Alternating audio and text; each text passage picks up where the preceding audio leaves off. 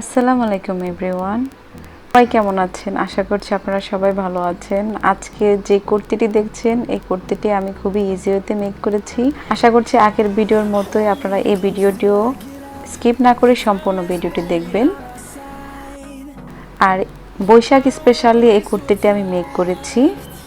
আপনারা যে কোনো ফেব্রিক্স দিয়ে, কটন অথবা লিনেন, আমি টরেস সিল্ক ফেব্রিক্স দিয়ে মেক করেছি, অনেকটাই কটনের মতো, খুবই সফট। আর এই কাপড়টি যদি কিনতে চান এই ফেব্রিক্সটির প্রাইস মাত্র 180 টাকা। ওকে,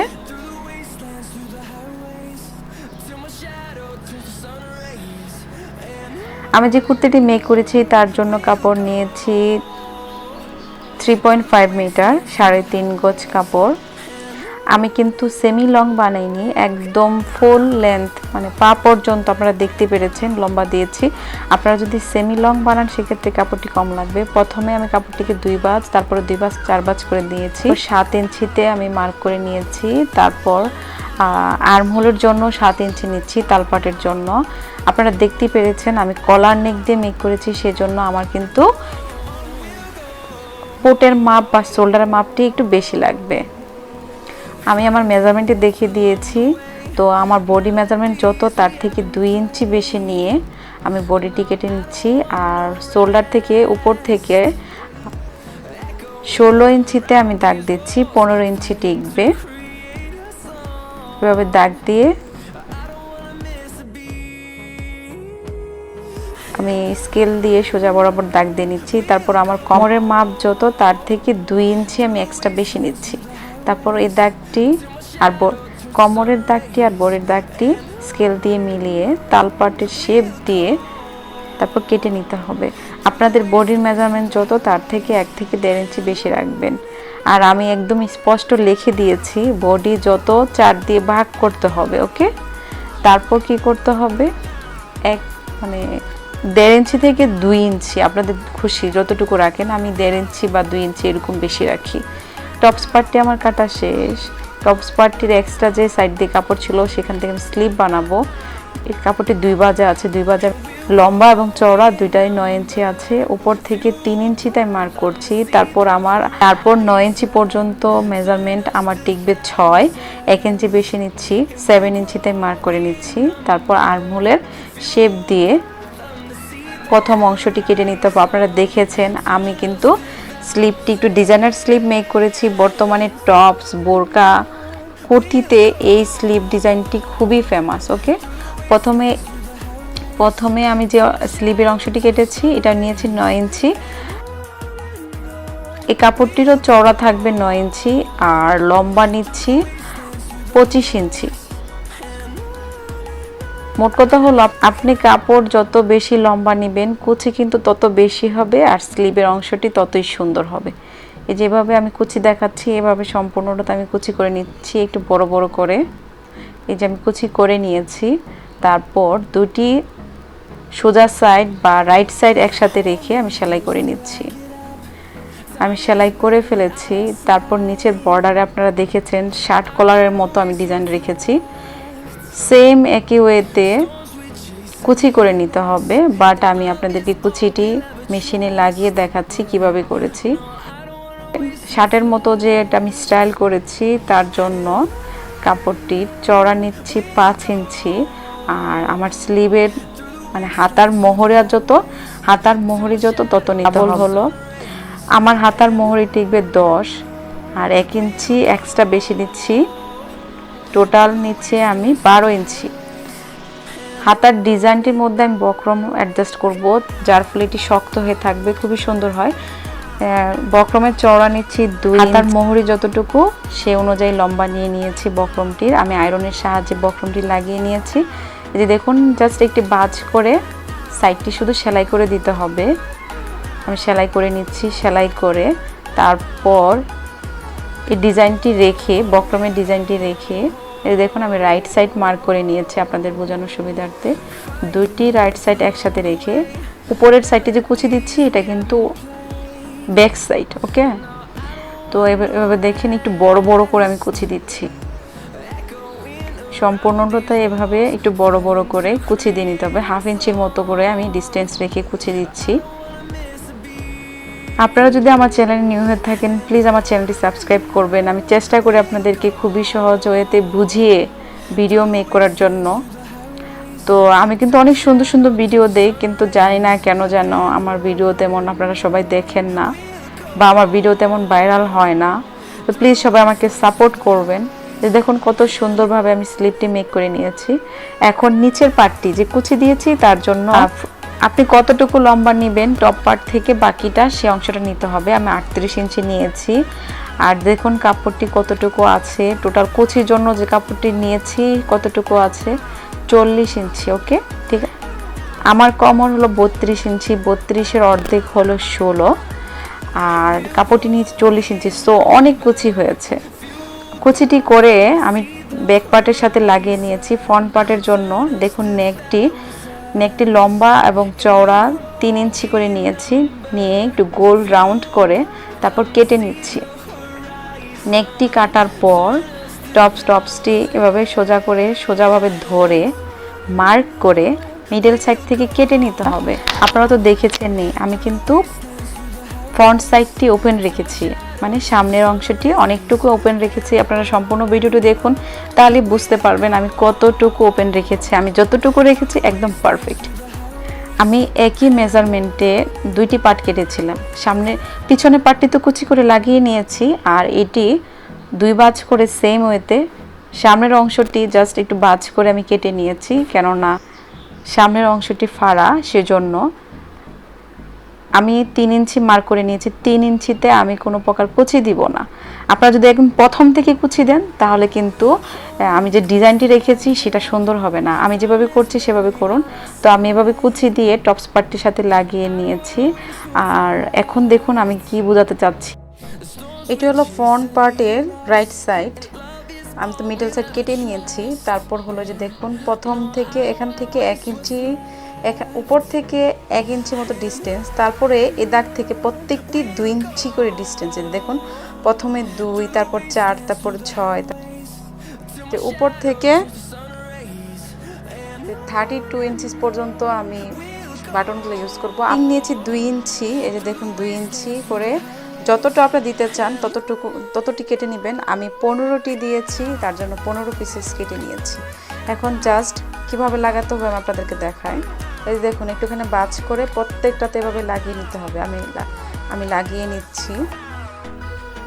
এই যে আমি লাগিয়ে নিয়েছি। এর উপরে এরকম একটা পাইপিংয়ের মতো কাপড় দিয়ে সেলাই করে নিতে হবে।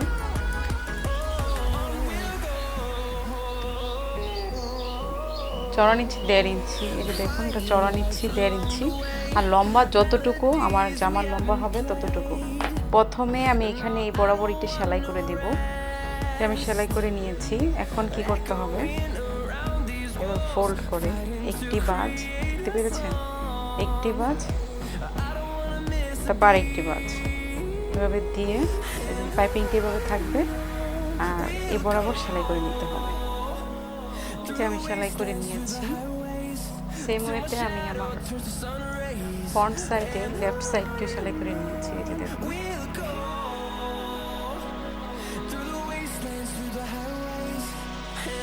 এই মিডল সাইডে দেওয়ার জন্য আমি এই যে এরকম একটা পাইপিং তৈরি করে নিয়েছি। একদম বেবিদের ড্রেসের ফিতা যেভাবে মেক করে আমি সেভাবে মেক করে নিয়েছি।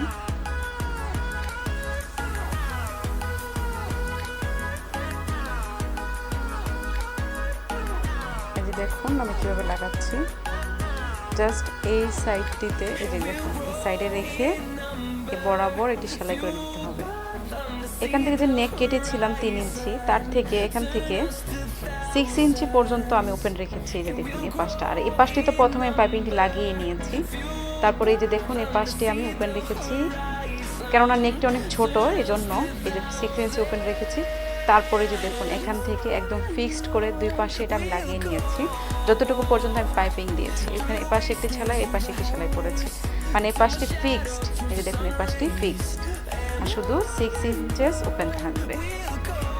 এখন আমার এই দুইটি কমপ্লিট হয়ে গেছে। এখন দুইটির সাইড এই যে দেখুন ফ্রন্ট সাইড আর ব্যাক সাইড সামনে দুইটা অংশ একসাথে রেখে শোল্ডার সেলাই করে নিচ্ছি। শোল্ডার সেলাই করে নিয়েছি। এখন কলার নেকের জন্য আমাকে এভাবে ভাঁজ করে কলার নেকের জন্য দেখে আমাকে দেখতে হবে কত ইঞ্চি আছে।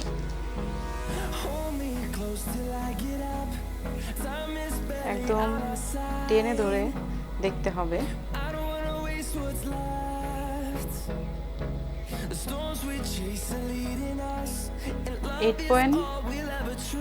8.5 ইঞ্চিস আসে। আমি এই বক্রমটি নিয়ে নিয়েছি। এই বক্রমটি আয়রন করে লাগানো যায়। দেখুন বক্রমটি আছে 2 ভাঁজে। প্রথমে আমি 2 ভাঁজ করে নিয়েছি। আপনারা ডিটেলসে যদি দেখতে চান যে পারফেক্টলি কিভাবে কলার নেক কাটিং স্টিচিং করে, আমার চ্যানেলে ভিডিও আছে, আমি ডেসক্রিপশনে দিয়ে দিব, আপনারা দেখে নিতে পারেন। এই যে এখান থেকে 1.5 ইঞ্চি গ্যাপ দেখেছেন, এটা কিন্তু ওপেন সাইড, আর এখান থেকে 1/2 ইঞ্চির মতো ডিস্টেন্স রেখে যে দেখুন আমি কিভাবে দাগ দিই। জাস্ট একটু রাউন্ড করে নিতে হবে, রাউন্ড করে এটার সাথে মিলিয়ে নিতে হবে।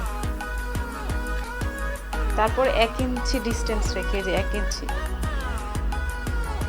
সম্পূর্ণটা দাগ দিয়ে নিতে হবে। এই যে দেখুন আমি এখান থেকে দেখবো এখন 8.5 ইঞ্চিস আসে কিনা। এই যে দেখুন 8.5 ইঞ্চিস আসে, তো আমি এই বরাবর কেটে নিচ্ছি।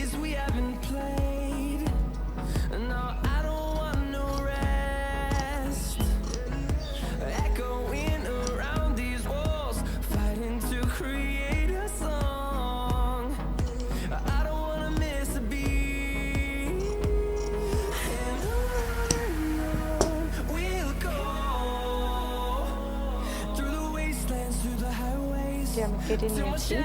জাস্ট এই সাইড থেকে দেখুন একটুখানি রাউন্ড করে দিতে হবে।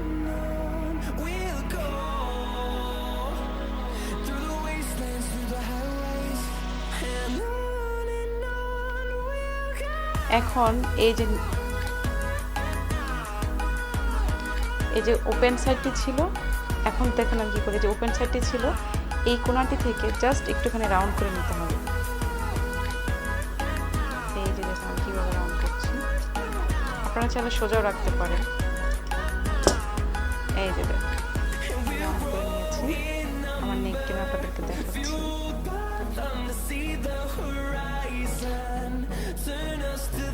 তো আমি আয়রনের সাহায্যে আমি আমার বক্রমটি আমি আয়রন করে লাগিয়ে নিয়েছি। এটা দেখুন সেম মেজারমেন্টে আমি 2টি কাপড় কেটে নিয়েছি। এখন এই যে দেখুন আমি কীভাবে সেলাই করবো। এই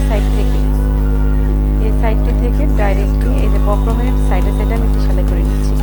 আমি সেলাই করে নিয়েছি। এখন এই সেলাইয়ের চারো সাইড দিয়ে এভাবে ছোটো ছোটো করে কাট করে দিতে হবে। খেয়াল রাখতে হবে যাতে সেলাইটা না কেটে যায়। এই যে দেখুন বক্রম থেকে 1/2 ইঞ্চির মতো ডিস্টেন্স রেখে আমি অতিরিক্ত কাপড়টি কেটে নিব।